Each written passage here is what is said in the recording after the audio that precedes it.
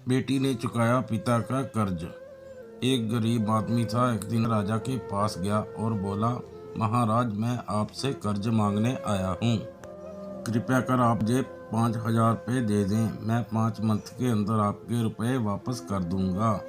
उसकी बात पर विश्वास कर उसे 5,000 रुपये दे दिए गए। 5 मंथ बीत जाने के बाद भी जब उस व्यक्ति ने राजा के 5,000 रुपये नहीं लौटाए, तब राजा को मजबूरन उसके घर जाना पड़ा। लेकिन वहाँ वह व्यक्ति नहीं मिला। जब भी राजा वहाँ जाता, बहाना बनाकर उसे वापस भेज दिया जाता। एक दिन फिर राजा उस व्यक्ति के घर गया। वहाँ और कोई तो नहीं दिखा। एक छोटी लड़की बैठी थी। राजा ने उसी से पूछा, तुम्हारे पिताजी कहाँ हैं? लड़की बोली, पिताजी स्वर्ग का पानी रोकने गए हैं। राजा ने फिर, तुम्हारा भाई कहाँ है? लड़की बोली, बिना झगड़े के झगड़ा करने गया है। राजा की समझ में एक भी बात नहीं आ रही थी, इसलिए वह, तुम्हारी माँ कहाँ है? लड़की बोली, 1 से 2 करने गई है। राजा उसके ऊल जलूल जवाब से खिंच गया। गुस्से से पूछता है, और तुम ये बेटी क्या कर रही हो? लड़की हंसकर बोली, मैं घर बैठे संसार देख रही हूँ।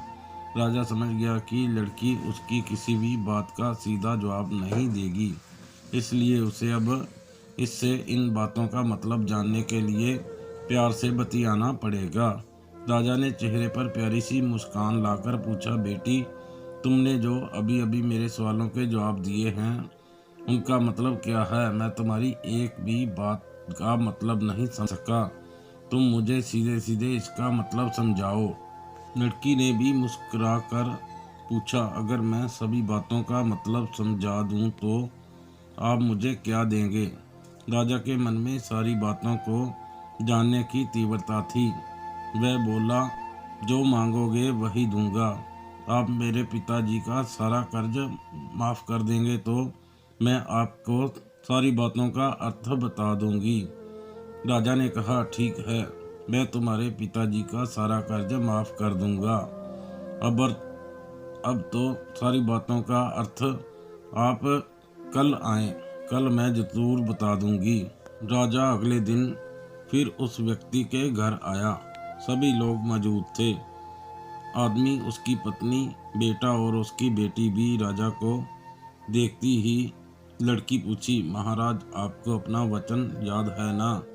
राजा बोला, हाँ, मुझे याद है।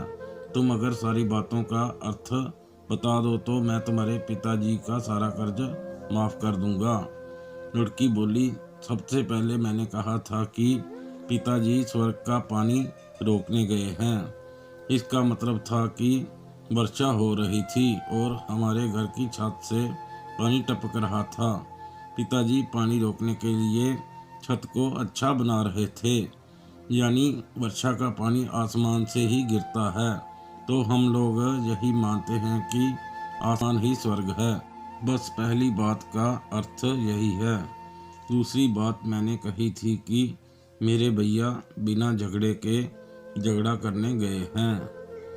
इसका मतलब था कि वह रेंगने के कांटे को काटने गए थे। अगर कोई भी रेंगने के कांटे को काटेगा तो उसके शरीर में जहाँ तहाँ कांटा गड़ जाएगा, यानी झगड़ा नहीं करने पर भी झगड़ा होगा और शरीर पर खरोंचे भी आ जाएंगी।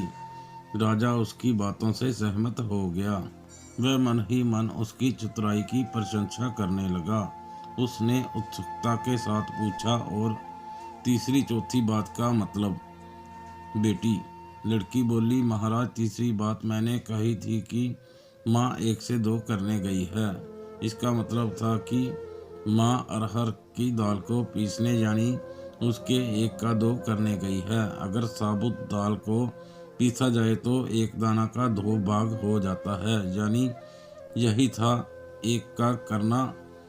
चौथी बात तो, उस समय मैं भात बना रही थी और इसमें से मैं एक चावल निकाल कर देख रही थी कि भात पूरी तरह पका है कि नहीं। इसका मतलब है कि मैं एक चावल देखकर ही जान जाती कि पूरा चावल पका है कि नहीं, अर्थात चावल के संसार को मैं बैठे देख रही थी। कहकर लड़की चुप हो गई। राजा सारी बातों का अर्थ जान चुका था। उस लड़की बुद्धिमानी भरी बातों ने आश्चर्य में डाल दिया था। फिर राजा ने कहा, बेटी तुम तो बहुत चतुर हो। एक बात समझ में नहीं आई कि ये सारी बातें तो तुम मुझे कल ही बता सकती थी, फिर तुमने मुझे आज क्यों बुलाया? लड़की हंसकर बोली, मैं तो बता ही चुकी हूँ कि कल जब आप आए थे तो मैं बात बना रही थी। अगर मैं आपको अपनी बातों का मतलब समझाने लगती तो बात गीला हो जाता या जल जाता तो माँ मुझे ज़रूर पीटती। फिर घर में कल कोई भी नहीं था। अगर मैं इनको बताती कि आपने कर्ज माफ़ कर दिया है तो ये मेरी बात का विश्वास नहीं करते। आज स्वयं आपके मुंह से सुनकर ही इन्हें इसका विश्वास हो जाएगा, वहीं खुशी भी होगी। राजा लड़की की बात सुनकर बहुत ही प्रसन्न हो गया। उसने अपने गले से मोतियों की माला निकालकर उसे देते हुए कहा, बेटी ये लो अपनी चतुराई का पुरस्कार। तुम्हारे पिताजी का कर्ज तो मैं माफ़ कर ही चुका हूँ। अब तुम्हें या तुम्हारे घर वालों को मुझसे बहाना नहीं बहाना पड़ेगा। अब तुम लोग निश्चिंत होकर रहो। अगर फिर भी किसी चीज़ की ज़रूरत हो तो बेझिझक होकर मुझसे कहना। इतना कहकर राजा लड़की को आशीर्वाद देकर चला गया। लड़की के परिवार वालों ने उसे खुशी से गले लगा लिया। दोस्तों, आपको ये कहानी कैसी लगी? अपनी अपनी राय और अपने सुझाव कमेंट बॉक्स में दें, ताकि आगे से हम इसे और बेहतर बनाकर आपके लिए बढ़िया से बढ़िया कहानियाँ पेश कर सकें। और कृपया मेरी कहानियों को लाइक और शेयर करें, कमेंट करें और चैनल को सब्सक्राइब करें। धन्यवाद।